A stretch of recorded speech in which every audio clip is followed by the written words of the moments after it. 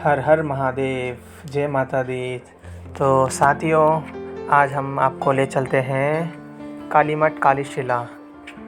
तो ये है देवप्रयाग। सुबह हम 7 बजे हम देवप्रयाग पहुंच चुके थे। हमारी यात्रा शुरू हो गई थी सुबह लगभग 5 बजे हम चले थे घर से, और अभी हम देवप्रयाग में पहुंचकर थोड़ा रेस्ट करा है। रेस्ट के बहाने हमने फ़ोटोशूट भी कर लिया। ये कुछ यादगार पल हैं हमारी यात्रा के।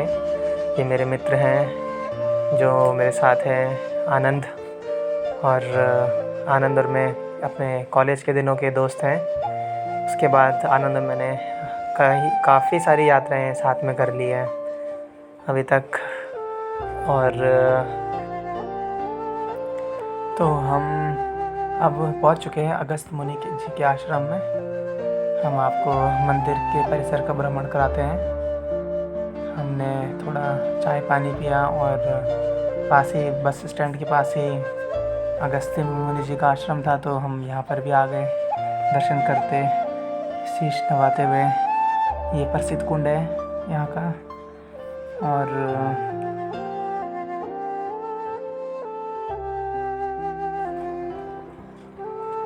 तो आगे बढ़ते हैं, फिर रास्ता पकड़ते हैं हम कालीमठ काली शिला के लिए। और ये रास्ते में थोड़ा विश्राम करते हुए फाइनली लगभग 11-12 बजे हम यहाँ पहुँच गए थे।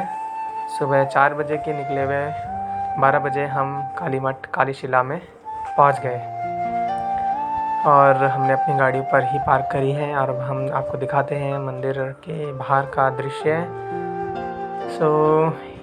कालीमठ काली शिला जाने की तमन्ना लगभग 3-4 साल से हमारे दिल में थी। जब भी बाबा केदारनाथ के पास से गुजरते थे तो रास्ते में कालीमठ का द्वार आता था। हमेशा मन में ही रह जाती थी यह आस कि कालीमठ जाएंगे। संयोग ही नहीं बन पाता था, लेकिन इस बार हमने ये निश्चय करा कि जाना है तो अवश्य जाना ही है। माता की भी कृपा रही और हम यहाँ पहुँच गए। तो आप आनंद लीजिए हमारे साथ।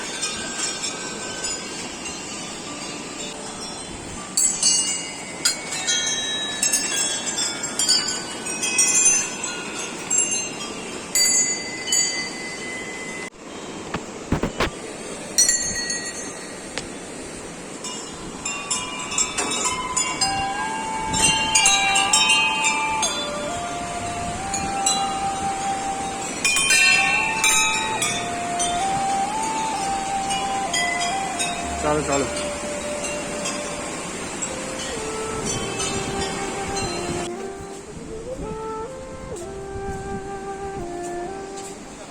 ये है यहाँ का द्वार।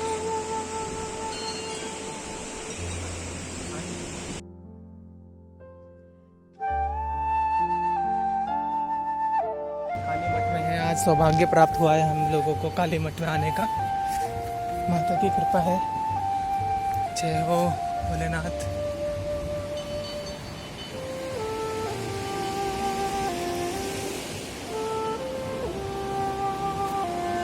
और ये है मंदिर का परिसर।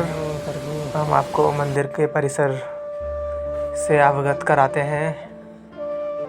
तो मंदिर में चारों तरफ घंटियाँ ही घंटियाँ हैं, जिनकी ध्वनि आत्मा को एक अनोखी शांति देती है।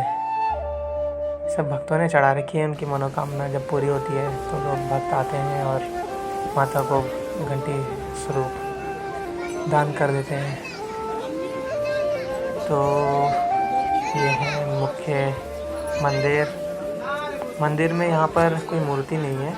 यहाँ पर एक कुंड है, और कहते हैं रक्त बीज का संहार करने के बाद माता इस यज्ञ कुंड में समा गई थी।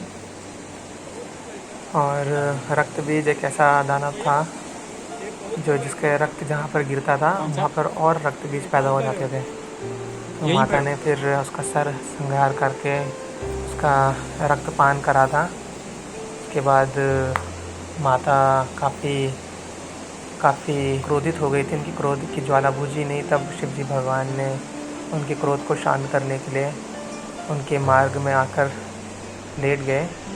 जब देवी ने अपने क्रोध में सबको सर्वनाश करना शुरू करा तो देवता और दानव दोनों ही भयभीत हो गए थे। तब शिव जी भगवान को जब देवी ने उनकी छाती पर पैर रखा तब वो उनको एहसास हुआ ये मैंने क्या कर दिया। तब उनकी जीभ निकली। तो ये मंदिर उसी घटना का साक्षी है। यहाँ पर नीचे कहीं रक्त बीज शिला भी है जो लाल रंग की शिला है और कहते हैं वहाँ पर ही रक्त बीज। ये हमारे बाबा गुरुजी हमारे। चलो अब हम चलते हैं उधर गेट की तरफ। अब हम यहाँ से जाएंगे काली शिला की ओर।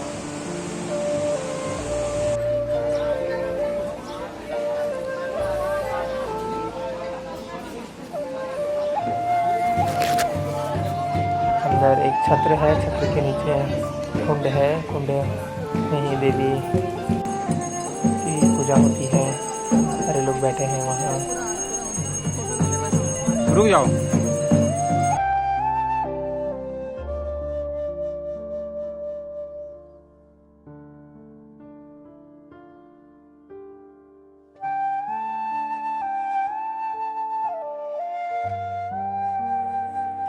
तो मंदिर के दर्शन करने के बाद अब हम वहाँ से 6 किलोमीटर ऊपर काली शिला है, वहाँ पर जाने हैं हमें। प्रतीक्षालय। और यहाँ पर आनंद बाबा ने अपनी छाप छोड़ी है 19/3/2022 की। और ये है पहाड़, ये है रास्ता, ये है यहाँ के जंगल की लोकेशन। और ये यहाँ पे बुरांस। ये हमारे साथी जा रहे आगे से। कहते हैं काली शिला में 64 योगिनियाँ और 64 यंत्र स्थापित है और वहाँ पर देवी का प्राकट्य हुआ था। लाल लाल। और दुर्गा सप्तशती के अनुसार वहाँ पर देवी ने शुंभ निशुंभ की सेना का संहार करा था, जो पहले अध्याय में है। तो देवी वहीं बैठी रही, कुछ यहीं पर बैठी थी। सारे राक्षस लोग नीचे से आए, देवी ने सबका संहार करा। हम उसी शिला की ओर जा रहे हैं। यही दिखा रहा है। और ये जो आपको दूर से एक वाइट गेट दिख रहा है, ये प्रवेश द्वार है। और हमें यहाँ से शिखर पर उस चोटी पर जाना है। आप देख पा रहे हो ऊपर, हाँ, ये जो चोटी है, जो शिला है, इसे कोई काली शिला बोलते हैं। तो हमें वहाँ पर आप देख सकते हो सुंदरता बिखेरे हिमालय पर्वत। काली शिला के लिए यही रास्ता जा रहा हूँ और हम एकदम सही रास्ते पे जा रहे हैं, पूछते पाछते।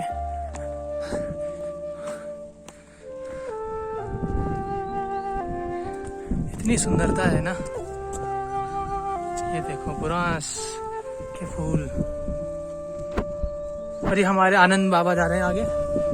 ये है आनंद, इनके साथ सभी आनंद में रहते हैं। इनकी खास बात यही है,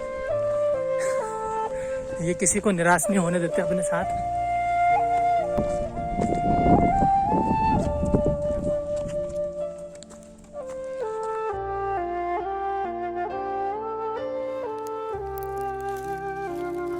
फाइनली हम काली शिला के थोड़ा नज़दीक आ गए हैं। और जो ये शिला है, कहते हैं इसकी परिक्रमा करना बहुत मुश्किल होता है। तो हम आपको इसकी परिक्रमा भी करके दिखाएंगे। यहाँ पे कोई रास्ता नहीं है, आप बस इसके पत्थर को पकड़ कर परिक्रमा करते हो। कोई रस्सी नहीं, कोई साधन नहीं, गिरे तो सीधा नीचे खाई में। यात्रा में सबसे अच्छी बात ये होती है कि आपको रास्ता पता नहीं होता और आप चलते जाते हो। ईश्वरीय प्रेरणा से प्रेरित आपका हृदय एक चुम्बक की सुई के जैसे होता है, जो ईश्वर को ढूंढ ही लेता है। हम भी काफ़ी भटक गए थे, स्टार्टिंग में ही हमने गलत रास्ता ले लिया था, बट फिर हम सही रास्ते पर आ गए। और ये है काली शिला, जो कि नीचे काली मठ 6 किलोमीटर। तो इतनी कठिन चढ़ाई चढ़ने के बाद हम पहुंच ही गए अपनी देवी के पास। इसे ही कहते हैं कालीशिला। और बहुत अच्छा महसूस हो रहा है। जो मैं यहाँ तक लेके आए।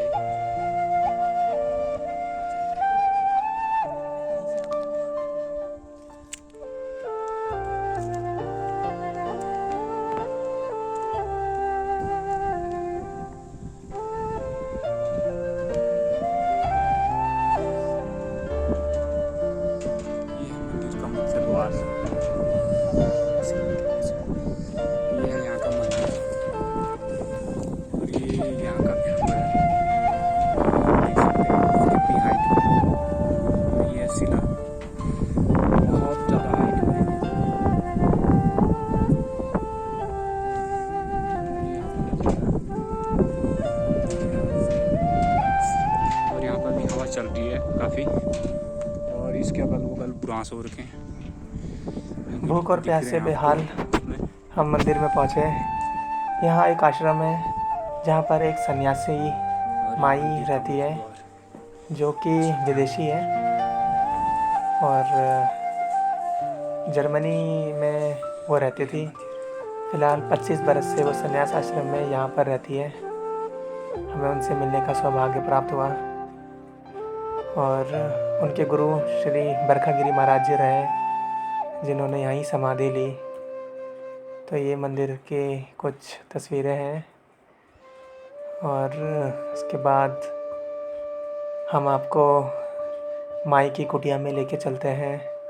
माई से मिलकर जो हमें अनुभूति हुई वो मैं शब्दों में बयां नहीं कर पाऊँगा। इतना प्रेम, इतना भक्ति भाव उनका देखकर ऐसा लगा कि हमारी आत्मा धन्य हो गई। एक रात उन्होंने हमें अपने आश्रम में विश्राम कराया, हमें भोजन कराया। उन्होंने इतना प्रेम, इतना स्नेह दिखाया हमें। साक्षात देवी माई का स्वरूप वो रही हमारे लिए। ये उनके गुरुजी की समाधि है, श्री बरखागिरी महाराज। और हम आपको आश्रम का भ्रमण कराते हैं। तो ये आश्रम का परिसर है और ये संध्या आरती करने को मिला हमें संतों के साथ, महात्माओं के साथ, सन्यासियों के साथ।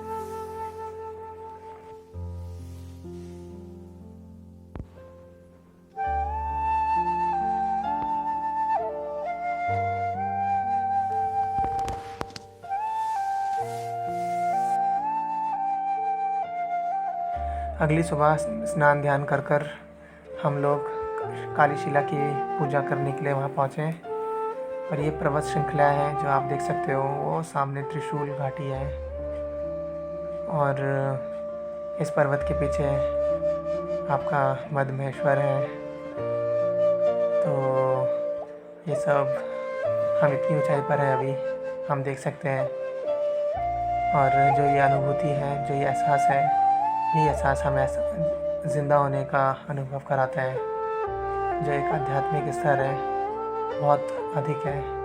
और ये देवी की प्राचीन प्रतिमाएं यहाँ पर स्थापित हैं। और यहाँ पर इसी शिला पर हम आपको दर्शन कराते हैं भोलेनाथ के, देवी के पद चिन्हों के। और ये परिक्रमा करी हमने यहाँ से, जैसे मैंने आपको नीचे से दिखाया था। ऐसे आंखें बंद करी, एक पैर यहाँ से निकाला और उधर से घूमकर ये परिक्रमा करी, जो कि उसकी मैं वीडियो नहीं बना पाया। बहुत ही जान जोखिम में डालने वाली बात थी। पर देवी ने परिक्रमा कराई। और आप देखिए देवी की छवि। यहाँ पर हमने काफ़ी देर ध्यान करा, अब बहुत अपने आप को भगवान की भक्ति से भरा।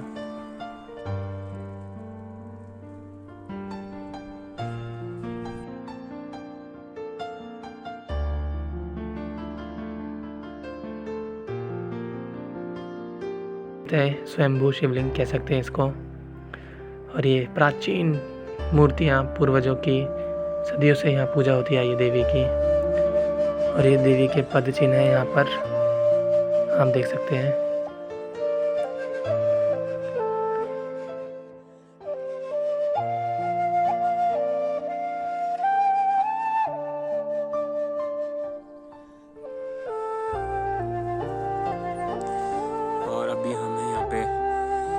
काली शिला में,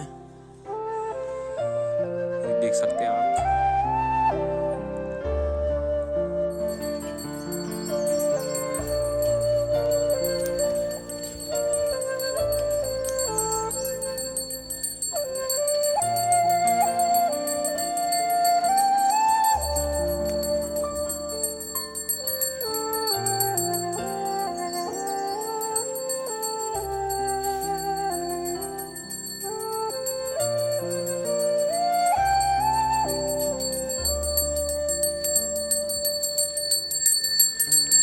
आरती करते हुए, यह है बाबा मणि महेश थानापति मणि महेश बाबा जी, और यह है हमारी यहाँ की माई, जिनको माई बोलते हैं सभी गांववासी।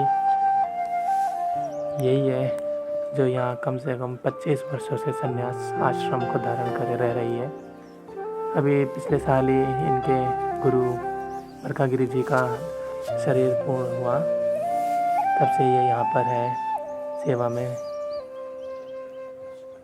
इनसे मिलकर मेरे जीवन की दशा ही बदल गई। इन्होंने बहुत प्रेरणा दी मुझे, बहुत प्रेम दिया, बहुत स्नेह दिया। इन माई का मैं कभी भूल नहीं पाऊँगा। इनकी छवि मेरे दिल में है। दोबारा यहाँ आने का मौका मिलेगा, माई के लिए ज़रूर कुछ ना कुछ उपहार स्वरूप लेके जाऊँगा। बस अब माई के हाथ में कब बुलाती है। तो अब हम वहाँ से चले, आगे बढ़ें, और रास्ते में थोड़ा विश्राम करते हुए, फ़ोटो खींचते हुए हम दोनों साथी चलते रहे रास्ते भर। और हम रुद्रप्रयाग में पहुँचे, और हमने सोचा कि यहाँ रुद्रप्रयाग आए हैं तो कोटेश्वर बाबा के भी दर्शन करते चलें। तो फिर हम कोटेश्वर महादेव पहुँचते हैं, जो कि भोलेनाथ इतने भोले हैं कि उनसे जो कोई भी जो मांगता है वो उसको दे देते हैं। इसी का फ़ायदा उठाते हुए भस्मासुर ने भोलेनाथ से वरदान मांग लिया कि मैं जिस पर हाथ रखूँगा उसको वो भस्म हो जाए। तो उसने आजमाने के लिए भोलेनाथ का वरदान स्वयं भोलेनाथ पर ही हाथ रखने की कोशिश करने लगा। भोलेनाथ अपने प्राण बचाकर इसी गुफा में छुपे थे। फिर कोटेश्वर धाम में दर्शन करने के बाद हम दोनों साथी रवाना होते हैं अपने घर के लिए। ये यात्रा हम लोगों की 2 दिन की रही। 19 तारीख की सुबह चले और विश्राम हमने कार्यशिला में करा, और 20 तारीख को हम सुबह रवाना हो गए देहरादून के लिए। तो 2 दिन में हमने हिमालय की जीवन भर का अनुभव प्राप्त करा, माता की कृपा प्राप्त करी।